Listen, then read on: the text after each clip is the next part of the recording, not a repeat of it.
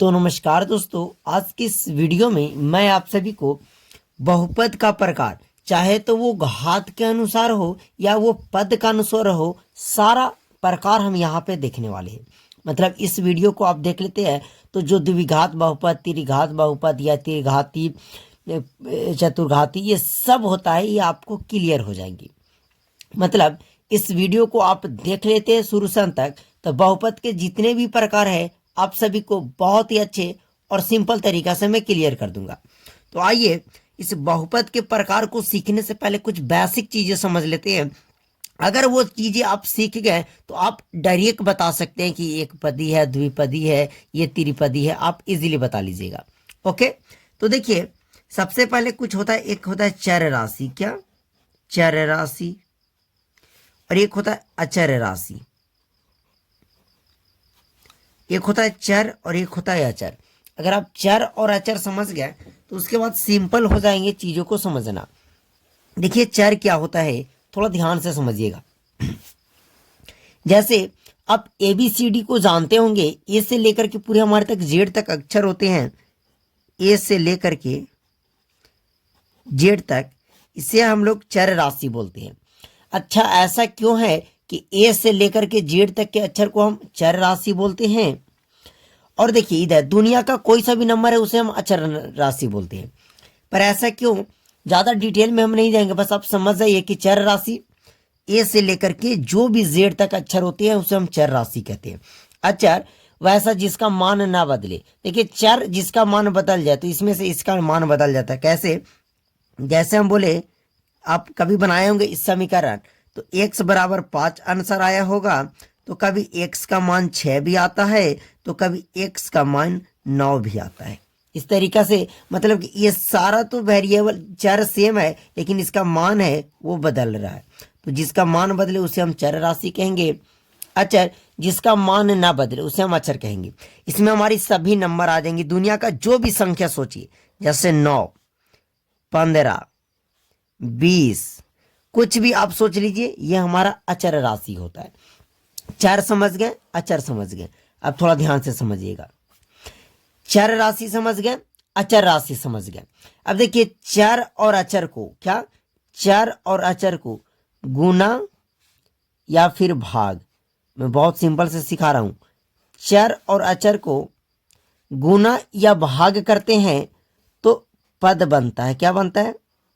पद बनता है। और यही पद के अनुसार हम बताएंगे कि यह एक पदी बहुपद है कि द्विपदी बहुपद है कि त्रिपदी बहुपद है, पद के अनुसार। तो देखिए जब चर और अचर को गुना कीजिए चाहे भाग कीजिए तो वो पद बनता है। आगे समझ में कैसे, थोड़ा ध्यान से समझिएगा। जैसे हम बोले कि 9 ले लिए, 9 ले लिए, और आप एक x ले लीजिए। अभी जो बन गया 9x, देखिए कभी भी इस प्रकार का रहे, इसका मतलब होता है बीच में कोई चिन्ह ना है, इसका मतलब 9 गुना का ये x है।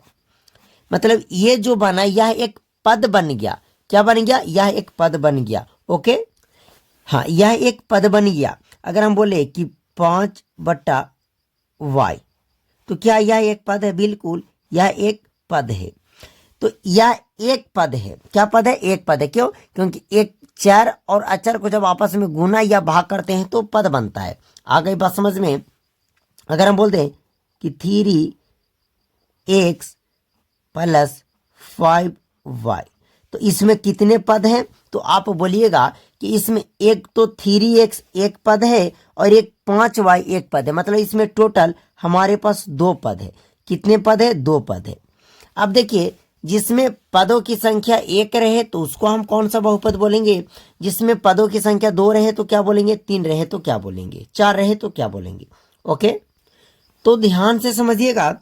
एक पदी बहुपद, द्विपदी, यहाँ पे कुछ ना मतलब बहुपद, त्रिपदी बहुपद। क्या होता है? अगर जिसमें एक पद रहेगा उसको हम एक पदी बहुपद बोलेंगे। एक पद कहने का मतलब कि जैसे हम बोल दे 3x⁶, तो यह एक पद बन गया, मतलब यह एक पदी बहुपद है। और हम बोले 5y, क्या यह एक पदी बहुपद है? बिल्कुल, जिसमें इसमें एक ही तो पद है। अगर हम बोल दे 4x, क्या यह कौन सा पद है? तो बोलेगा कि यह एक पदी बहुपद है। हम बोले 3/y। तो क्या यह एक पदी बहुपद है? बिल्कुल। गुना या भाग करने पर पद बनता है, तो इसमें 3/y हो गया, तो ये पद बन गया। आ गई समझ में? अब उसके बाद हम चले द्विपदी। तो देखिए द्विपदी में जिसमें कम से कम नहीं, जिसमें दो पद हो, द्विपदी कहलाएगा। जैसे 5x + 4, क्या यह एक द्विपदी बहुपद है? तो बोलिएगा कि एक में है 5x, यह तो एक पद है।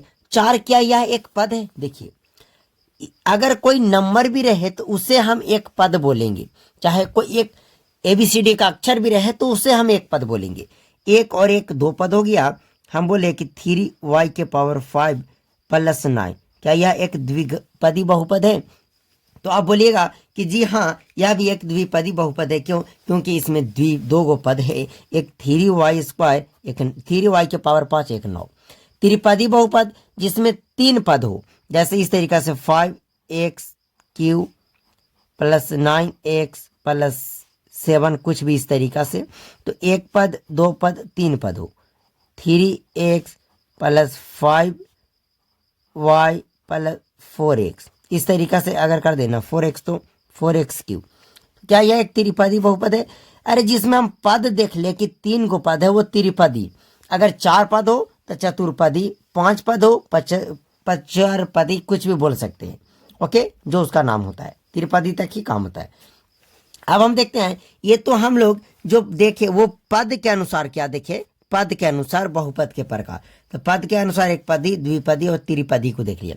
अब हम देखते हैं कि घात के अनुसार, किसके अनुसार? घात के अनुसार, घात के अनुसार इसको थोड़ा समझना बहुत जरूरी है।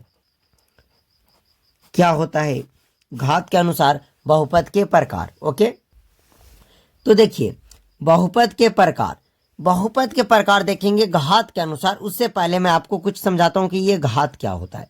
देखिए घात किसको कहते हैं, यानी कि पावर।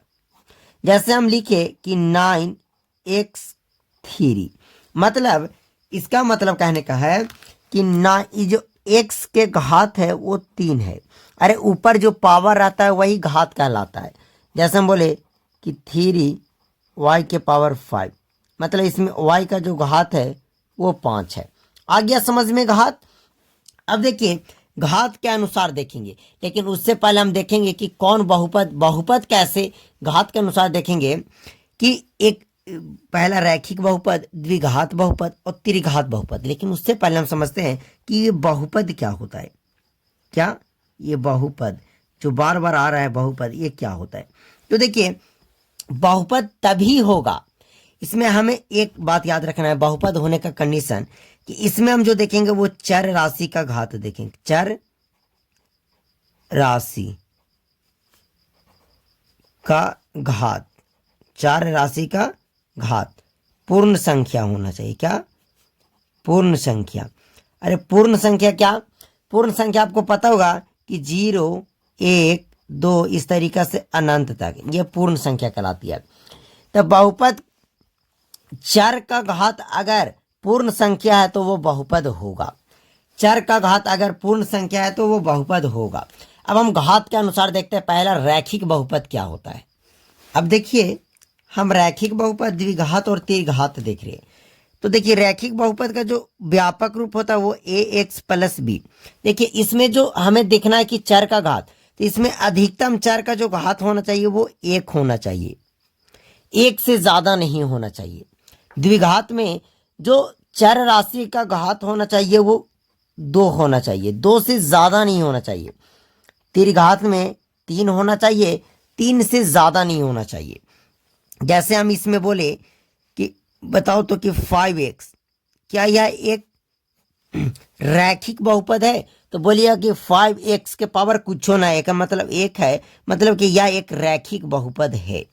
अगर हम बोले 3x + 6, तो क्या यह एक रैखिक बहुपद है? तो बोलिएगा बिल्कुल, इसका जो चर का जो घात है वो 1 है, हमें चर का ही देखना है। तो अधिकतम अगर 1 घात रहे तो वो रैखिक बहुपद कहलाएगा। आ गई इस बात समझ में?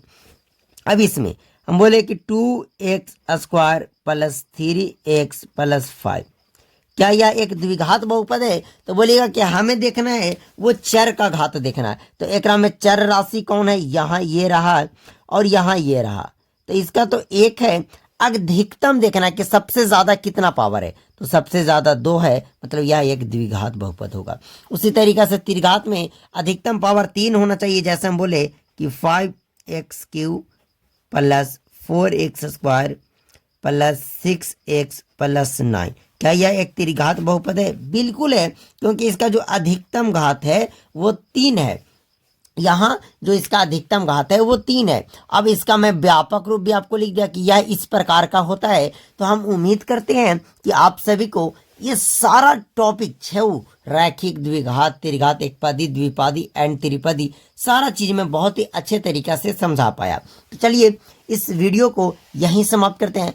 इतना मेहनत के लिए आप वीडियो को लाइक कीजिए। अगर आपको चीजें समझ में आ गई तो आप चैनल को सब्सक्राइब कीजिए। ओके।